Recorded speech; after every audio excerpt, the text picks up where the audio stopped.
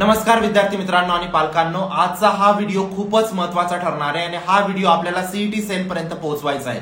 विषय खूपच गंभीर आहे। ठीक आहे, लास्ट 24 ते 48 तासात मी खूप जास्त मेसेजेस आणि कॉल्स रिसीव्ह केले आणि खूप लोकांकडून या गोष्टीला कन्फर्म केलं आणि त्यासमोर तुमच्या लास्ट 24 तासात मी 1000 पेक्षा जास्त कॉल्स आणि मेसेजेस रिसीव्ह केले आणि 100 पेक्षा जास्त विद्यार्थ्यांकडून आणि पालकांकडून या गोष्टीला कन्फर्म केलं आणि त्यानंतर तुमच्या समोर हा व्हिडिओ बनवतोय। ठीक आहे, जे विद्यार्थी आणि पॅरेंट्स मला सतत कॉल करताय, प्लीज मला थोडा टाइम द्या, मी तुम्हाला कॉल बॅक नक्कीच करेल। एक हफ्त्यामध्ये सगळ्या विद्यार्थ्यांना कॉल बॅक जाईल आणि प्रत्येक विद्यार्थ्याला व्हॉट्सअप मेसेजवरती रिप्लाय जातोय 24 तासात। ठीक आहे, कारण खूप जास्त लोड आल्या कारणाने प्रत्येक विद्यार्थ्याशी मी बोलू शकत नाही या प्रसंगी। ठीक आहे, पण जसे जसे दिवस पुढे लोटले जातील त्यानंतर मी प्रत्येक विद्यार्थ्याला कॉन्टॅक्टही करून घेईल आणि जे विद्यार्थी पर्सनल काउन्सिलिंग मध्ये एनरोल्ड आहेत त्यांना ऑलरेडी काउन्सिलर असाइन झालेले आहेत। ठीक आहे, विद्यार्थी 15 तारखेपर्यंत एनरोल्ड आहेत त्यांना ऑलरेडी काउन्सिलर असाइन झालेले आहेत। जे 16 नंतर एनरोल झालेले आहेत त्यांना हळूहळू काउन्सिलर असाइन होत आहे, थोडासा आम्हाला टाइम द्या। ठीक आहे, अजून ज्या विद्यार्थ्यांनी एनरोल केलं नसेल पर्सनल काउन्सिलिंग साठी लगेच एनरोल करा, लिंक डिस्क्रिप्शन बॉक्स मध्ये टाकलेली आहे। मी गॅरंटी देतो ही शेवटची संधी आहे तुमच्याकडे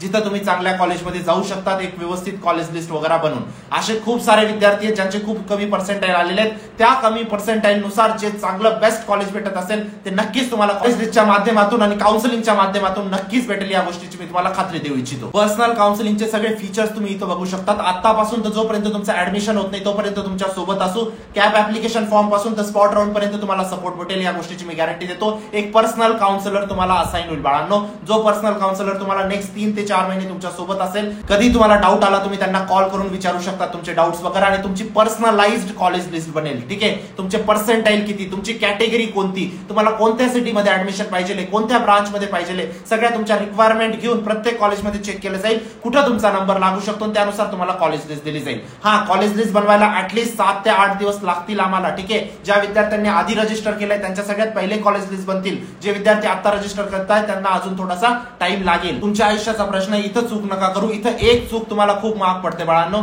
कारण एक चूकमुळे तुमचे नेक्स्ट 4 वर्ष डिसाईड होतात आणि 4 वर्षानंतर पण जेव्हा तुम्हाला प्लेसमेंट भेटेल ना तेव्हा तुम्हाला हे रिग्रेट नको व्हायला की 4 वर्ष आधी मी जर चांगलं कॉलेज निवडलं असतं तर मला या कॉलेजमधून चांगली प्लेसमेंट भेटली असती। तेव्हा रिग्रेट न करता आजच व्यवस्थित कॉलेज निवड करा, आपल्या आई वडिलांचे पैसे वाचवा बाळांनो। ठीक आहे, लिंक डिस्क्रिप्शन बॉक्स मध्ये टाकलेली बघा बाळांनो। 100 पेक्षा जास्त विद्यार्थी आणि पालकांकडून या गोष्टीचं कन्फर्मेशन भेटलेलं आहे की त्यांच्या रिझल्ट मध्ये काही ना काही घोटाळा आहे। ठीक आहे, कारण मी त्यांचे रिझल्ट पण मागवले, त्यांची आन्सर की पण मागवली आणि दोघांमध्ये खूप काही डिफरन्सेस मला जाणवले। ठीक आहे, बरेच विद्यार्थी असे आहेत ज्यांना 60-70 मार्क्स आहेत पण त्यांना सिंगल डिजिट पर्सेंटाईल आलेले आहेत, 1-2 पर्सेंटाईल आलेले आहेत। ठीक आहे, आणि असेही खूप सारे विद्यार्थी आहेत ज्यांचे 80-90 जरी क्रॉस झाले आहेत ना तरी त्यांना 90+ पर्सेंटाईल निघून गेलेले आहेत, जे आतापर्यंत कधीच घडलेलं नव्हतं। त्यांचेही मी आन्सर की मागवले, त्यांचीही पर्सेंटाईल मागवले, दोघांमध्ये कम्पेअर केलं।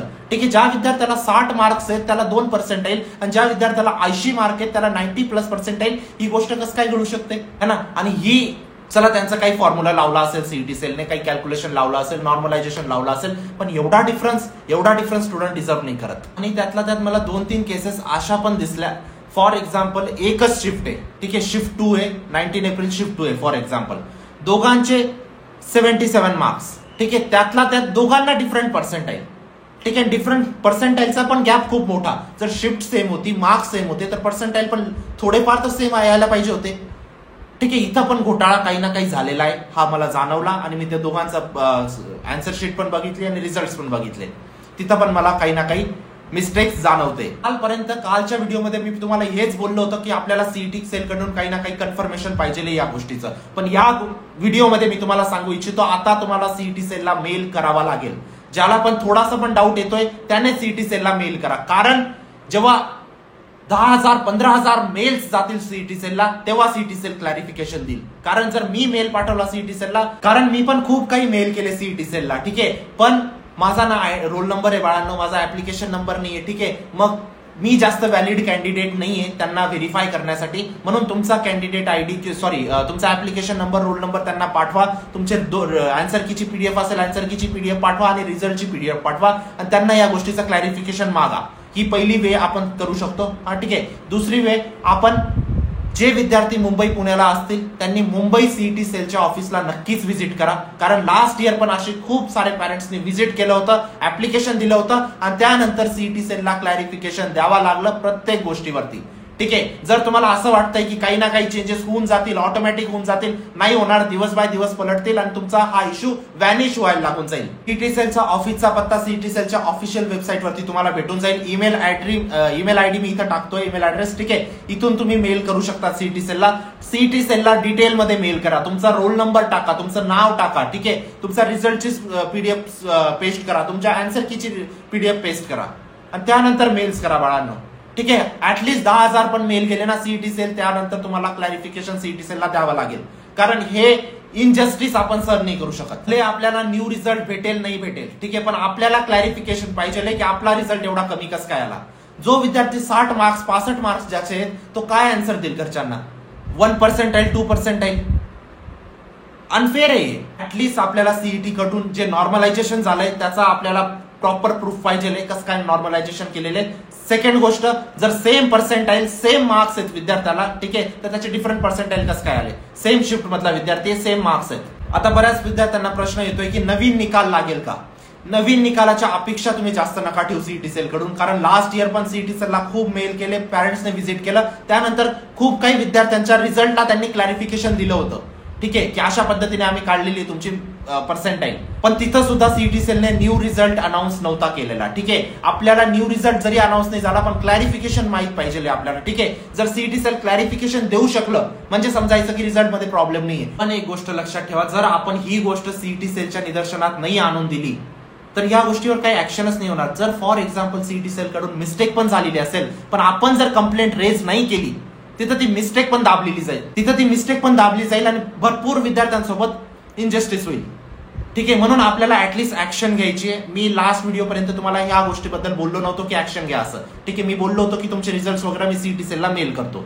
पण जेव्हा मी व्हेरीफाय केले भरपूर गोष्टी, 100 पेक्षा जास्त विद्यार्थ्यांकडून व्हेरिफिकेशन घेतलं मी, त्यानंतर तुमच्या समोर हा व्हिडिओ बनवतोय.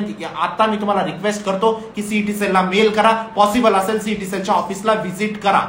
भरपूर विद्यार्थ्यांना मी एक गोष्ट सांगू इच्छितो, न्यू रिझल्टच्या तुम्ही एक्सपेक्टेशन मध्ये जास्त नका राहू. आता जी पुढची प्रोसेस आहे त्याच्या मागे लागून जा, ठीक आहे. कारण तुमच्या बरोबर जर 100 विद्यार्थी आहेत ना, जर तुम्ही 100 विद्यार्थ्यांना सेम पर्सेंटाईल आहेत आणि तुम्ही फक्त हाच विचार करत असले की माझे नवीन न्यू पर्सेंटाईल येतील, काही ना काही चेंजेस होईल, ते 99 जे विद्यार्थी आहेत ना तुमच्या बरोबरचे ते पुढे निघून जातील. या गोष्टीचे लक्षात तुम्हाला घ्यावं लागेल, या गोष्टीकडे तुम्हाला लक्ष द्यावं लागेल. कारण ही कॉम्पिटिटिव्ह एक्झाम आहे, ठीक आहे. बाकीच्यांना मागे ठेवूनच तुम्हाला पुढे जायचंय ऍट द एंड. आता तुम्ही व्यवस्थित कॉलेज लिस्ट बनवा बाळांनो. 20%, 30%, 40% जरी आले असतील ना, त्या पर्सेंटाईल नुसार पण जे पण कॉलेजेस पॉसिबल असतील, काउन्सिलरला तुम्ही तुमच्या डिटेल्स द्या आणि त्यानुसार कॉलेज लिस्ट वगैरे काउन्सिलर बनवायला स्टार्ट करतील तुमची, ठीक आहे. म्हणून आता तुम्ही त्या विचारांमध्ये नका राहू नेहमी की माझे कमी आले, तिथंच नका बसू. हा, जे ऍक्शन घ्यायची ते आपण ऍक्शन घेऊच, ठीक आहे. तिथं आपण मागे नाही वळणार आहे, पण पुढच्या गोष्टींकडे पण तुम्हाला आता सावरावं लागेल, ठीक आहे. व्यवस्थित कॉलेज लिस्ट बनवा काउन्सिलर कडून, कारण कमी मार्क्स वरती पण एक चांगलं कॉलेज पॉसिबल होऊन जातं जर तुमची कॉलेज लिस्ट व्यवस्थित राहील तर. असं नाही म्हणणार की 20 मार्क्स वरती तुम्हाला 90% कॉलेज भेटेल, ते पॉसिबलच नाहीये. पण 20% नुसार जर 100 कॉलेजेस लागत असतील महाराष्ट्रातले, त्याच्यामधले टॉप 1 नंबरचे भेटू शकते. या गोष्टीची मी तुम्हाला खात्री देऊ इच्छितो. कमी मार्क्स वरती पण एक चांगलं कॉलेज पॉसिबल असतं बाळांनो, जर तुम्ही व्यवस्थित कॉलेज लिस्ट बनवली. आतापर्यंत फक्त 50% काम झालंय, 50% काम अजूनही बाकी आहे, ठीक आहे. मी गॅरंटी देतो जर तुम्ही पर्सनल काउन्सिलिंग मध्ये एनरोल आहात, काउन्सिलर तुमची खूप व्यवस्थित कॉलेज लिस्ट बनवतील जेणेकरून तुम्हाला एक बेस्ट कॉलेजमध्ये ऍडमिशन भेटावं, ठीक आहे. काउन्सिलिंगची रजिस्ट्रेशन आता क्लोज करणार आहोत आम्ही लवकरच लवकर, ठीक आहे. कारण खूप कमी सीट्स उरलेल्या आहेत आता, ठीक आहे. त्यामुळे लवकरात लवकर एनरोल करा आणि 24 ते 48 तासात तुम्हाला काउन्सिलरचा मेसेज पण येऊन लागेल, ठीक आहे. त्यानंतर तुमचे कम्युनिकेशन वगैरे तुम्ही त्यांच्याशी करू शकतात, कॉल करू शकतात, मेसेज करू शकतात, ठीक आहे. हे एक मिशन आहे बाळांनो, महाराष्ट्राच्या प्रत्येक विद्यार्थ्यापर्यंत पोहोचायचं, महाराष्ट्राच्या प्रत्येक विद्यार्थ्याला या काउन्सिलिंग बाबत अवेअर करून द्यायचं. कारण ते विद्यार्थी शेतकऱ्याचे पोरं आहेत, मजुराचे पोरं आहेत, त्यांच्यापर्यंत आपल्याला पोहोचायचंय, त्यांना आपल्याला मदत करायची, त्यांना एक चांगल्या कॉलेजमध्ये पोहोचवायचंय, ठीक आहे.